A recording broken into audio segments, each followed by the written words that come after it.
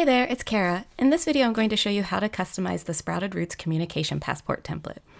I recommend having the child or individual who will be using this passport involved in customizing as much as possible. To get started, you will need to make sure you have a Canva account. If you don't already have one, it's free to sign up. After you are logged into your account, go to your email to download the template. You should receive a page that looks similar to this. Once you open this page, you just click the picture in the middle to take you to Canva, and it will show you that a template created by Sprouted Roots was shared with you, and you can start designing by clicking this Use Template button at the bottom. And then once you're open here into your Canva account, I recommend going to File up here in the top left and changing the name of the passport, removing Copy of and just having it say Original, like that.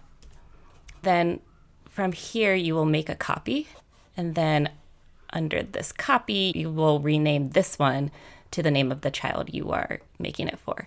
This way it just helps you keep a little bit more organized in your Canva drive, and you will always have access to the original blank one so that you can start from scratch when making a new one for a student. So I'm going to name this after the student. So once you are in your Communication Passport template and you are ready to edit, you can start by editing the text by selecting a text box and then just double clicking until the word is highlighted, and then you can begin typing over the word to enter your information. If you need to change the size of the text, the color, the spacing or anything, you can do that from this top bar here, which is your text editing toolbar. It automatically appears anytime text is highlighted. So say you wanted to make the font bigger, you can select plus here to make it larger. If you wanted the letters to be more spaced, you can go to this icon and space your letters out like that. If you want it to change the font, you can go here and select a font.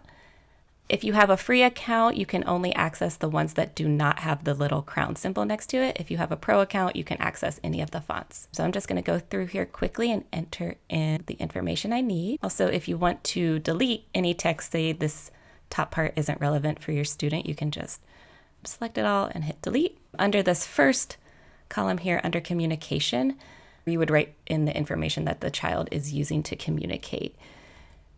So for example, the hardware would be the type of device or system. So if they're using an iPad or a tablet, you'd write it here. If they're using a communication core book, a mid-tech device, that would be the hardware. The software would be the app or the program.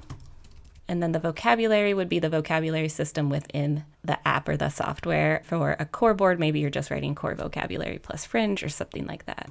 Below here in this area, I recommend describing a little bit more about the communication system that the child's using and also any relevant self-advocacy information. So this might include instructing others to accept all communication modalities, providing plenty of processing time, not requiring eye contact to communicate, anything like that. I think it would be important to list here.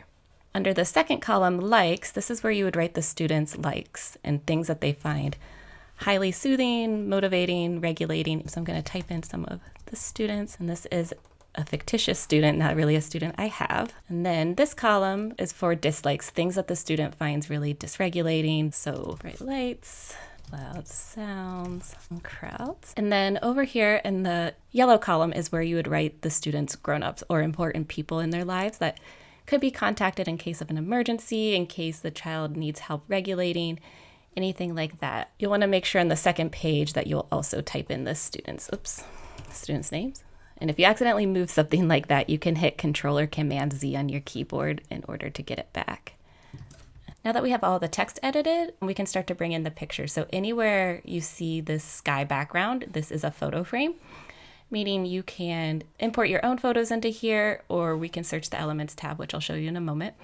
If you want to use your own photos, you can go to Uploads and search for files, or you can also go to your desktop or wherever you have your items saved. So I have mine saved over here on my desktop. And so I'm going to select these pictures by hitting Command or Control and A to select all.